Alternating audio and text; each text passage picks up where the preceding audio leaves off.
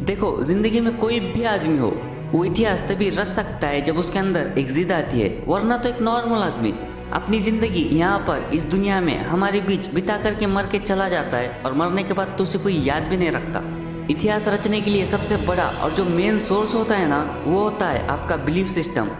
India में ही पैदा होने वाला एक छोटा बच्चा जब उसके बचपन में अखबारों को बेच करके एक दिन इंडिया का प्रेसिडेंट बन सकता है, वो एपीजे अब्दुल कलाम, उन्हें बचपन में ही ये बात पता चल चुकी थी कि वो कोई नॉर्मल छोटे मोटे काम करने हमारे बीच यहाँ पर नहीं आए, जबकि उनकी उम्र यानी बचपन में तो हम ठीक से पैंट भी नहीं पहन सकते थे।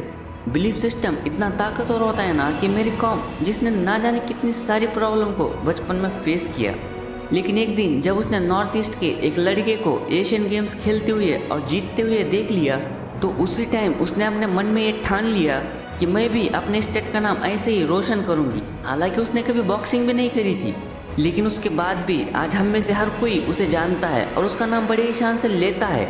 ये होती है जिद। ये जो दुनिया है ना, ये दुनिया उन्हीं लोगों को नाम रखती है जो अपने जीवन में बहुत बड़े बनने वाले होते हैं, वरना तो आज के टाइम में कोई किसी को पूछता भी नहीं।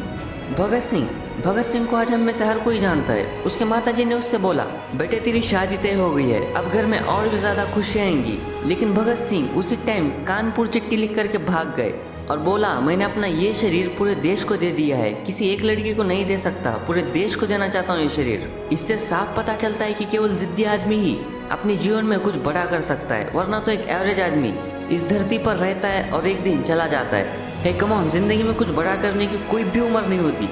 जिस दिन आप ये जान गए ना कि आप इस दुनिया में औरों की तरह नॉर्मल काम करने और नॉर्मल जिंदगी जीने नहीं आए, तभी आप कुछ बड़ा कर सकते हो। मुनीबा मजारी जब उसके पति के साथ एक दिन कार में बैठ करके कहीं जा रही थी, तब उसके हस्बैंड की कार चलाते टाइम आंख लग गई, जिससे इनकी कार एक खाई में जा करके गिर गई। और उसका जो हस्बैंड था वो तो किसी तरह से इस एक्सीडेंट में बच गया, लेकिन मुनीबा मजारी ने अपने दोनों भी पैर इस एक्सीडेंट में खो दिए।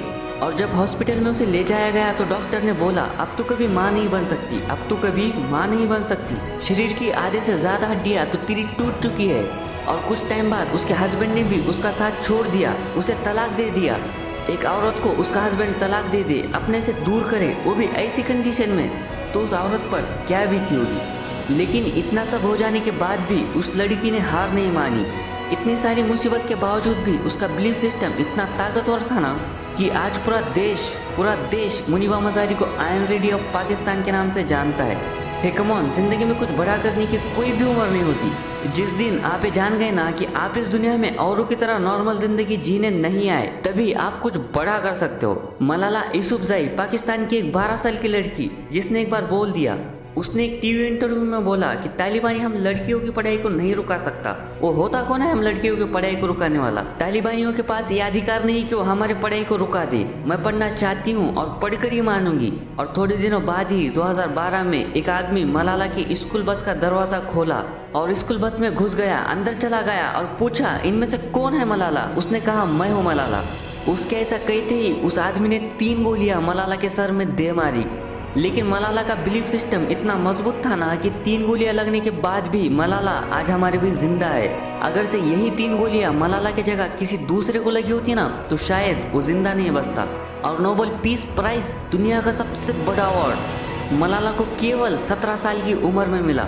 अम्बेडकर हो या दशरथ मांझी हो, जैक मा, गांधी या मदर टेरेसा हो, या फिर भगत सिंह, मलाला, मुनीबा मजारी हो, जितने भी लोगों का मैंने नाम लिया ना, इन सभी ने जिंदगी का सबसे बुरा टाइम देखा है। लेकिन उस बुरे टाइम में इन लोगों ने हार नहीं मानी और पूरे दुनिया को ये बता दिया कि हम वो नहीं जो हम दिखते हैं, बल्कि हम तो वो है जो हम थे, है और हमेशा रहने वाले हैं।